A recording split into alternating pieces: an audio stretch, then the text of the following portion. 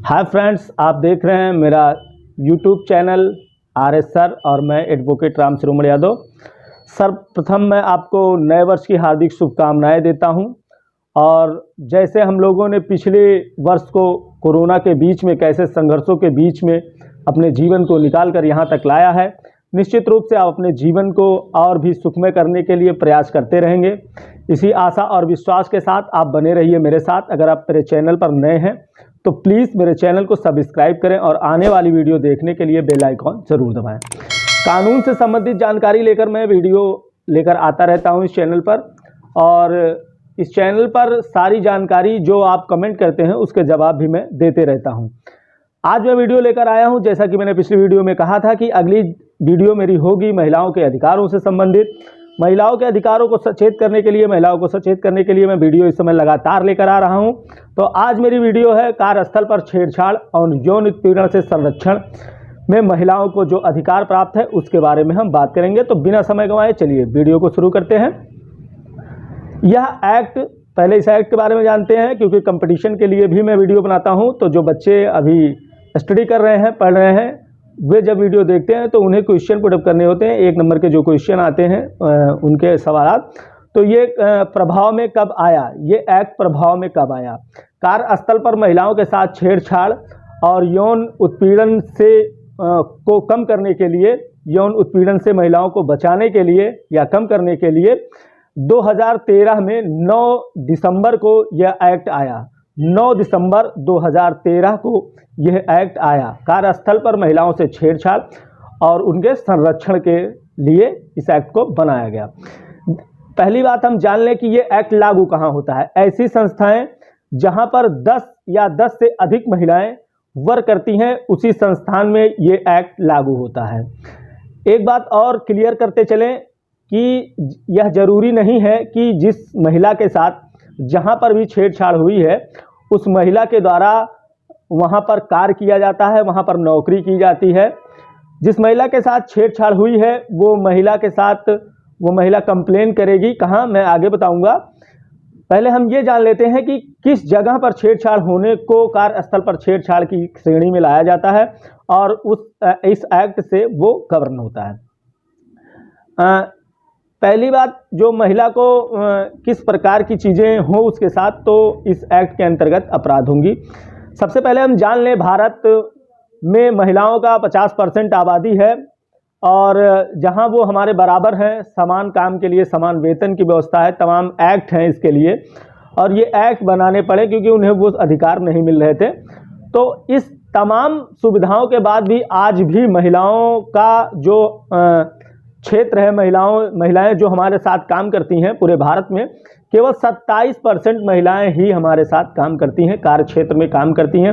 बाकी और महिलाएं अभी भी किसी तरह पुरुषों के कंधे से कंधा मिलाकर कार्य क्षेत्र में काम नहीं कर पा रही हैं। महिलाओं को छूना या छूने की कोशिश करना इस अपराध की श्रेणी में आता है। मैं बता दूं कि तैराकी कोच द्वारा, अगर जो कोच है जो तैराकी सिखा रहा है बच्ची को, यदि वो तैराकी सिखाने के दौरान उसे छूता है तो यह अपराध नहीं माना जाता।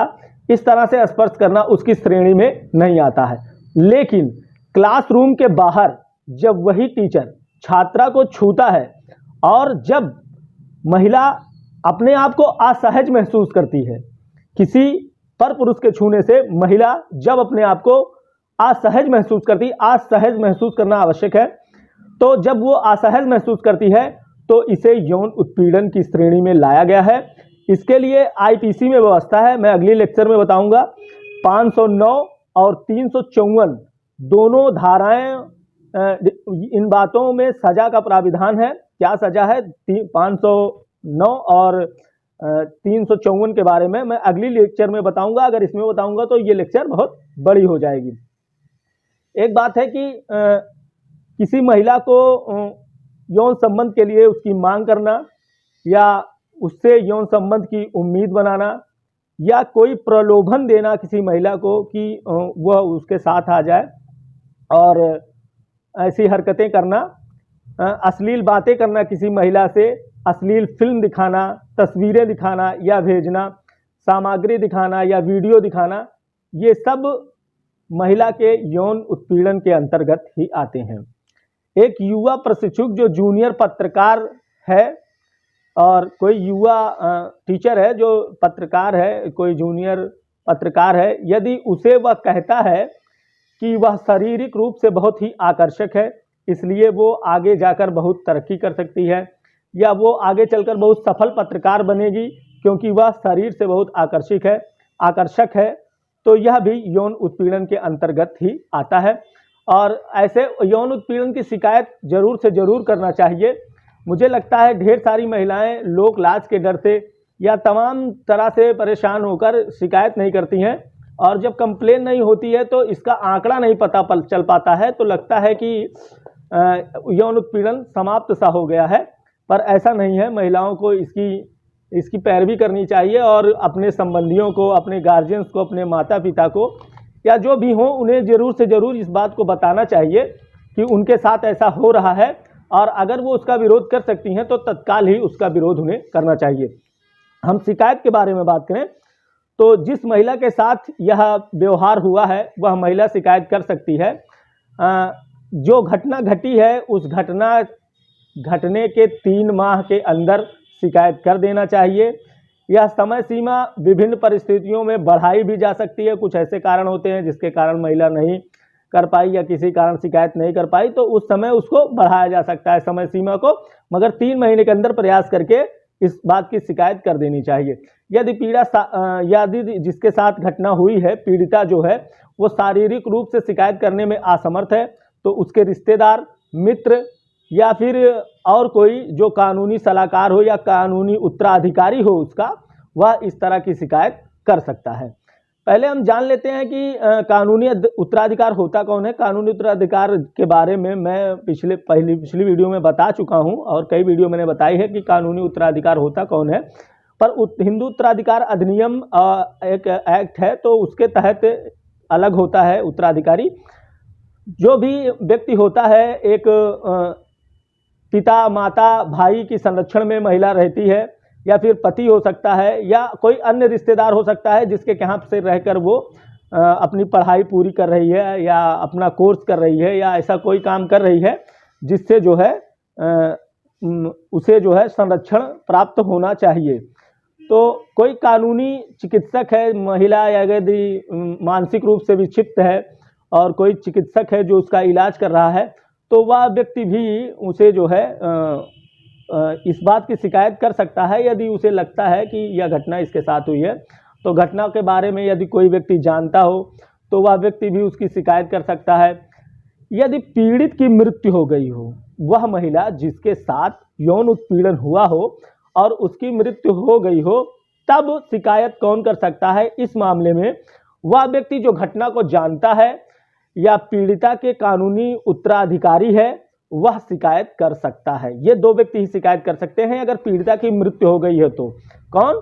एक तो वह व्यक्ति जो इस घटना को जानता है, उस घटना का चश्मदीद साक्षी है, या वह व्यक्ति जो कानूनी रूप से उस महिला का उत्तराधिकारी है, वह व्यक्ति इस बात की शिकायत कर सकता है। इस तरह की बातें जो है लोगों को बता सकता है या कंप्लेन के माध्यम से वो कंप्लेन कर सकता है। पहले उस व्यक्ति को समझाना चाहिए मेरे ख्याल से जो है, क्योंकि यदि किसी महिला के साथ उत्पीड़न हुआ है तो मुझे जो लगता है उसके बारे में मैं बात करूं। पहले उस व्यक्ति को समझाना चाहिए उस महिला को कि वह जो कार्य कर रहा है निश्चित ही वह गलत कार्य कर रहा है और उसे ऐसे नहीं करना चाहिए। फिर यदि वो व्यक्ति नहीं मानता है तो उस पीड़ित महिला को गवाहों को जुटाना चाहिए जिसके सामने वो घटना होती है, उसे तैयार करना चाहिए कि क्या वो अगर प्रार्थना पत्र दे कहीं तो वो गवाह शिकायत करे कहीं तो वे लोग उसका साथ देंगे और वे लोग उसका साथ जो वहाँ उस बात को कहेंगे जो उन्होंने देखा है।